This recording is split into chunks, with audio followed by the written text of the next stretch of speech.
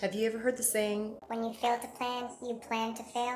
true in any journey in life, and that includes weight loss? And those of us on a low carb or keto journey, we know how important meal planning can be for our success. So if you need some meal inspirations, including that for snacks, please continue to watch this video. All right, I know you guys can relate to this idea of having a snack in between your meals or even ending your night off with a dessert, something delicious, filling, and satisfying. So for me, something could be as simple as a chia seed pudding. And I'm going to link down below the inspiration recipe that I'm going to fashion my chia seed pudding that's keto approved after. And so a couple of the ingredients here that I'm going to be using would be chia seeds, and you can do any brand or use any brand. I'm using the Kirkland, which is from Costco. Also, Almond Breeze Unsweetened Original. Some people may choose to use Silk, for example, but I try to avoid things with soy. And instead of maple syrup, which is what the recipe that I'm following calls for, I'm going to use stevia drops as my sweetener of choice, and also vanilla extract to add a little bit of flavor to the chia seed. I will top it off with some berries, and of course we know berries are approved on keto, so things like raspberries, blueberries, blackberries as well, and strawberries.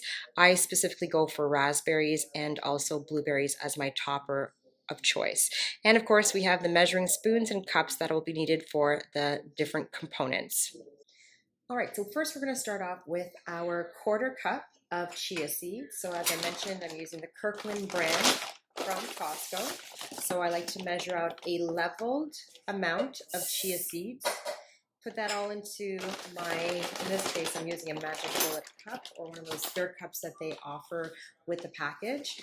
And that way I can put that into the fridge and let it sit there and only serve out as much as I'm using per sitting or per snack. Next, you're going to add your almond milk. So in this case, it's going to be 1 cup of almond milk. Sometimes you might want to add your other ingredients first, but I don't think it really matters in the end. So I'm just going to once again pour out as much for a cup, and then try not to spill or waste any of the almond milk itself. Next, we're going to use a teaspoon of vanilla extract. So I have my teaspoon measuring. And once again, just leveled there and pour that in. So like I said, it is an inspired recipe using the link down below in the description box. You can check it out. And in that one, they use a tablespoon of maple syrup. And as much as I'd love to use maple syrup, it's not a keto approved option. So once again, I'm going to use my stevia drops, and we know stevia being very strong in flavor, you don't want to overdo it and ruin the taste of your chia seed pudding. So really how much you choose to add will depend on how much of the scent or flavor of stevia you would like in your pudding or your chia seed pudding. So I'm going to start off, mine's close to the end. I'm actually going to measure out maybe about 7 drops. So we have the dropper here, 1, 2, 3, 4, 5, 6, 7. And I'm going to stir it around, and of course then I'll be able to taste it and see what it is like. After giving it a good stir for a little bit of time, I'm going to ensure that all the components at the bottom have mixed in. So as you can see right now, some of the chia seeds are still settled at the bottom. And so I'll just make sure that I mix it around a little bit more to ensure that it mixes fully and incorporates well. And then I'll refrigerate it for a few hours so that it settles and thickens into the pudding-like substance that I want it to be. And the good thing about it is something that's homemade, it's natural, you know all the ingredients and can pronounce all the ingredients that have gone into this pudding, unlike some of the processed keto snacks that we sometimes tend to rely on for snacking or for dessert options. So it's always good to have something as a great option. So after a little bit of stirring, you'll see that it's way thicker, or much thicker than it initially was when I first started the mixing process. And this is what you want it to be in terms of consistency, because again, it's more of a pudding. So now I'm going to place it in the fridge, let it sit for a few hours, and then when I want to have dessert later, I'm going to share a little bit out and top it again with the berries of choice. And in my case, like I mentioned, raspberries and blueberries. So that comes with a cover, as I just kind of spat on the counter. Sorry, guys. It comes with a cover. I'm going to cover it and place it in the fridge for a few hours to check on it later on. My next easy meal prep is going to be tuna as a base for something that you can add to a salad or maybe to some low carb bread. So for example, in my freezer, I have carbonate that I bought at a local health store. I'm in Canada, so we have Healthy Planet as a store option to buy more health conscious items. So I bought a loaf of carbonate bread, or I bought two of them because they were on sale, and I froze one. So I'm going to remove that from the freezer so that it can thaw and be ready for the week ahead. And so you can make a sandwich and you can add maybe a little bit of tomato, again, something that is approved on keto. You can add cucumbers as well to a nice tuna salad, something that helps to make it refreshing, even especially for summer.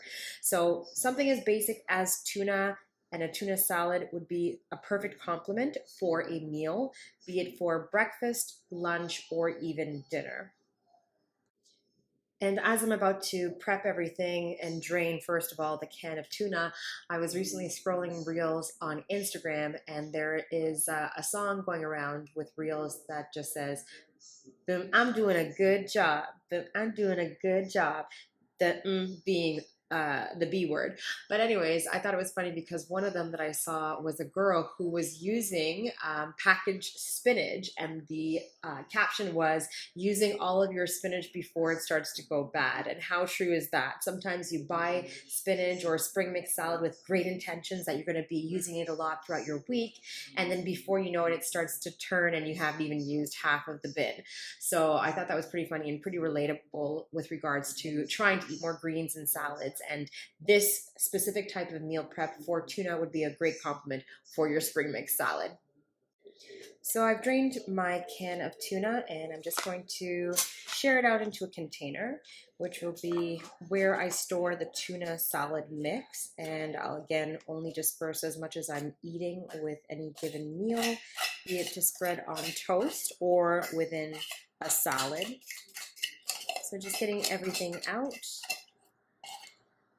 And you can use, of course, any brand of tuna that you're familiar with or that you enjoy. I'm using cloverleaf as my option, and it's chunk light tuna. Okay, so you have your tuna in there, and we're going to be using mayo, and there are tons of keto homemade mayo recipes online that you can find. I, for one, am not going to do all that. I'm just going to use Hellmann's, and of course this could be controversial depending if you're very strict keto, as some of the ingredients may be deemed questionable. But for the sake of convenience, I'm going to use already pre-made mayo and the Hellmann's brand specifically.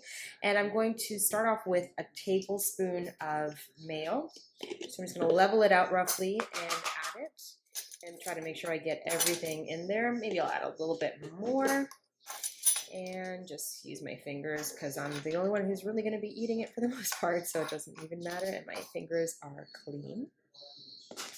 All right, so we have the mayo that we're going to be adding to it. And then next, for my seasoning options, I have just pulled out the basic seasonings. So things like pepper. I'm going to be using Redmond's real salt, and I got this one, I believe, at Healthy Planet as well. I'm not sure if grocery stores sell it, but if you're on the search for it, you can find it if you're in Canada at Healthy Planet. I'm also going to add onion powder. You can use real chopped onion if you'd like as well. And I'm just going to add another type of pepper. In this case, it's going to be red pepper. Everything, of course, is seasoned to taste based on how peppery or how salty you might want it. I'm just going to use this particular grinder, and I'm just going to grind some salt out. Oh, sorry, pepper. Okay, grinds it out. I like lots of flavor. I'm going to now add the red pepper. Okay, and again, depending on how much you want, you're going to add it to it. I made a mess on my counter with the black pepper. But anyways, next I'm going to be using my onion powder. And sometimes onion powder can get stuck at the bottom. So I just use a fork to loosen it, just to make sure that I can get some of that out. Cover it, and then of course add a little bit there. And then I'm just going to add a little bit of salt because I don't want it to be too salty at the same time. So all those different seasonings added, and I'm just going to use my fork and I'm just going to mash it around in the container so that of course the mayonnaise can help move everything around as it is incorporating the tuna and the seasoning that I have used in my mix.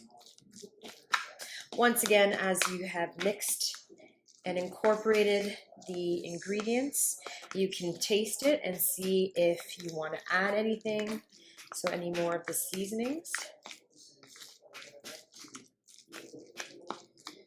All right, I think that's good. And once again, I'm just going to taste it. Yep, pretty good. I'm going to add a little bit more of the red pepper. Mix that in.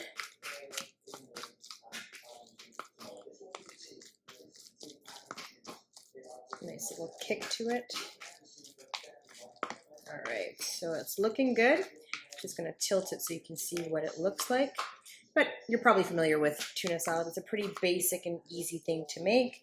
But once again, it's just something that's a great option that can be utilized with a variety of different things that you'd want to eat on your own low carb or keto journey.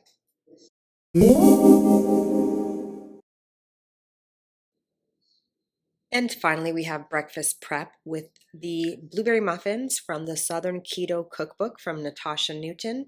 We have our ingredients set aside, our instruments that we'll be using, measuring cups, and also a mortar and pestle to grind the granular sweetener or erythritol that I'll be using, and also the OXO silicone muffin cups, which are an awesome thing to use when you bake, especially with keto. In one bowl, using a whisk, I mixed together the dry ingredients of almond flour, the granulated erythritol, and baking powder and salt. In another bowl, I combined the wet ingredients, 2 eggs, vanilla extract, as well as sour cream. This is what it looks like when the wet ingredients were combined together. Consistently stirring, I then poured in the dry mix and continued to mix both until they were well combined and the batter thickened. Using about a 1/4 cup of blueberries, after rinsing them, I poured them into the batter for folding. This is what it looks like when you have folded the blueberries within the batter. So now I've managed to share them out into the OXO muffin cups individually, and using a tablespoon for my measuring spoons, I tried to make it as even as possible and then smooth out the tops so that they are flat for baking. Put them in the oven and bake them for about 27 minutes. After 27 minutes of baking, they are golden brown and look great.